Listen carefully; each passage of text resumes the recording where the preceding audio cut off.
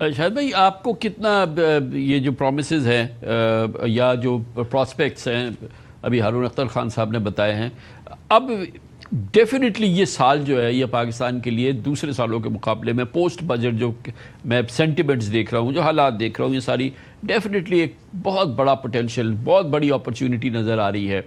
How much are we on the course to make best use of this? I think یہ جو budget آیا ہے اس میں direction بہت ہی اچھی دی گئی ہے، اور جیسے ہارون صاحب نے کہا نا کہ ہمارے بہت بڑا پوٹینشیل ہے، ہمارا ایگریکلچر کا، ہمارا آئی ٹی کا، کنسٹرکشن کا بہت بڑا پوٹینشیل ہے، بیکاز کنسٹرکشن کی وجہ سے بہت سارے سیکٹرز جو ہیں وہ یوٹیلائزیشن لیول ان کا بڑھ جائے گا، سیمنٹ کا، اسٹیل کا، ٹائلز کا، سیرامکس، مطلب ان سب چیزوں کا یوٹیلائزیشن لیول بڑھے گا، اور جو کہ کم یوٹیلائزیشن پہ چل رہے ہیں. تو میرا خیال سے اور جو لیبر جو ہے سب سے زیادہ امپلائمنٹ جنریٹنگ جو سیکٹرز ہیں وہ بھی ایگریکلچر ہے اور کنسٹرکشن ہے اور آئی ٹی ہے، اور یہ ایسے سیکٹرز ہیں جس میں اگر گروتھ ہو تو کرنٹ اکاؤنٹ ڈیفیسٹ نہیں ہوتا، مطلب امپورٹ لیڈ گروتھ نہیں ہے یہ اس میں کم سے کم میرے خیال سے امپورٹ یوز ہوتا ہے، ٹھیک ہے نا، اور آئی ٹی میں تو بالکل بھی یوز نہیں ہوتا، ایگریکلچر میں نہیں ہوتا، صرف کنسٹرکشن میں تھوڑا سا امپورٹ ہوتا ہے.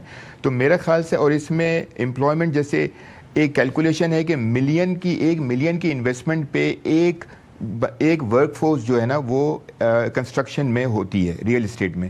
تو میرے خیال سے ایسے سیکٹرز کو آئیڈینٹیفائی کرنا چاہیے جس کی وجہ سے برڈن بھی نہ ہو اور جس کی وجہ سے امپورٹ لیڈ گروتھ بھی نہ ہو بلکہ ڈومیسٹک لیڈ گروتھ ہو.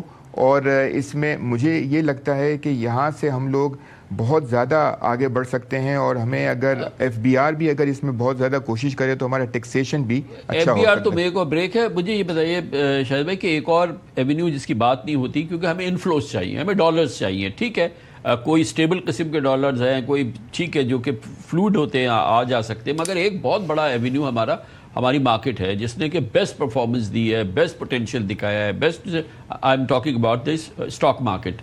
مگر یہاں فورن پورٹ فولیو انویسٹمنٹ جو ہے یہ اس کا ایکزوڈس ہی ہوتا رہا ہے. یہاں پہ فریش اس کا جو پوٹینشیل ہے وہ کیوں نہیں ہارڈنس ہو پا رہا ہے؟ کیا وجہ ہے کہ پاکستان کی طرف کیوں نہیں رخ کر رہے؟ دیکھیں، میں آپ کو ایک اچھی چیز بتاتا ہوں جو کہ فورن پورٹ فولیو انویسٹمنٹ کی بھی بات کرتا ہوں. Let's talk about foreign direct investment, ٹھیک ہے نا. جو 35 ملین ڈالرز کی انویسٹمنٹ کری تھی 2021 میں 20 میں لانگ مارچ گروپ نے، سروس لانگ مارچ کے اندر، آج اس کا گونگ سیریمنی تھی، آج فرسٹ ڈے آف ٹریڈ تھا. اس کی جو 35 ملین ڈالرز کی انویسٹمنٹ ہے اس کی ویلیو ہو گئی ہے 225 ملین ڈالر. بالکل ٹھیک ہے نا، 225 ملین ڈالر ہو گئی ہے یہ 4 سال میں. تو یہ ہم فارینرز کو جب یہ پرائم منسٹر صاحب جب چائنا میں گئے تھے تو یہ پریزنٹ کیا گیا تھا چائنیز انویسٹرز کو کہ پاکستان کتنی اچھی جگہ ہے جہاں پہ اگر آپ فورن ڈائریکٹ انویسٹمنٹ کریں گے تو اتنا بڑا پوٹینشیل ہے. اسی جگہ ایک بات میں آپ کو بتاؤں، ایک اور بڑی انویسٹمنٹ آئی ہے، آپ کو پتا ہوگا، ٹائلز انڈسٹری کے اندر. پاکستان جو ہے بہت ٹائلز جو ہے وہ وہاں سے امپورٹ کرتا تھا. وہ 3 بڑی انڈسٹریز لگی ہیں، سی پیک کے اندر آئی ہیں. آپ کے یہاں اتنا یہ جو آؤٹ آف بک کام ہوتا ہے، اتنی انڈاکیومنٹڈ اکانومی ہے، اتنی میں آپ کو پوری ذمہ داری سے بتا سکتا ہوں کہ وہ بیچارے جو یہاں پر آئے انہوں نے انویسٹمنٹ کی، یا تو وہ لپیٹ کے واپس چلے جاتے یا پھر وہ اسی راستے میں چلتے کہ بھائی یہاں پہ زمانہ ہی جو ہے وہ آؤٹ آف بک والا ہے.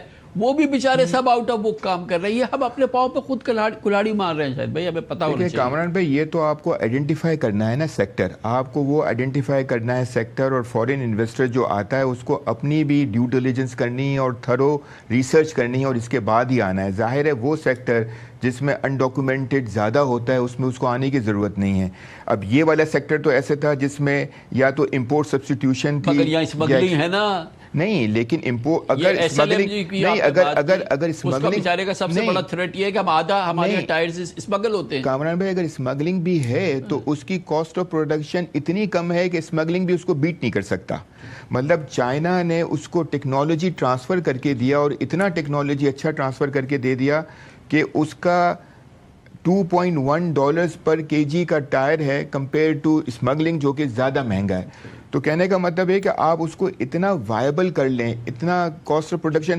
ویتنام سے اچھی کاسٹ آف پروڈکٹیوٹی ہے، تھائی لینڈ سے اور کمبوڈیا سے اچھی کاسٹ آف پروڈکٹیوٹی ہے. تو میرے خیال سے یہ جب فورن ڈائریکٹ انویسٹمنٹ آتی ہے تو اس کی ایگزامپلس کریٹ ہوتی ہیں اور پھر فورن پورٹ فولیو انویسٹمنٹ بھی آنا شروع ہوتی ہے. آپ کی بات بالکل صحیح ہے کہ آج ہم $300-350 ملین کی فورن پورٹ فولیو انویسٹمنٹ پہ کھڑے ہیں compare to $16-17 billion of market capitalisation, free float market capitalisation, اور یہ ہوتی تھی کوئی $5.5-6 بلین 2017-18 میں, کم ہوئی ہے, دیر از نو ڈاؤٹ. لیکن اس کی وجہ صرف ہماری مارکیٹ نہیں ہے, اس کی وجہ یہ کہ سارا پیسہ جو ہے وہ US مارکیٹ میں چلا گیا ہے. سارا پیسہ فرنٹیئر مارکیٹ سے نکل کے ڈیولپ مارکیٹ میں اور ایمرجنگ مارکیٹ میں چلا گیا. Pakistan is part of the frontier market.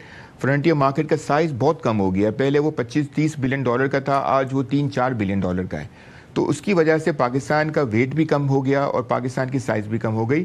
Having said that, اب ماشاءاللہ سے 2-2.5-3 سال سے ہمارا روپی ڈالر پیریٹی بھی بڑا اسٹیبل ہے, تو ڈیفینیٹلی, اور ہم ریفارمز اچھے کر رہے ہیں, ہماری میکرو اکنامک اسٹیبلٹی ہے.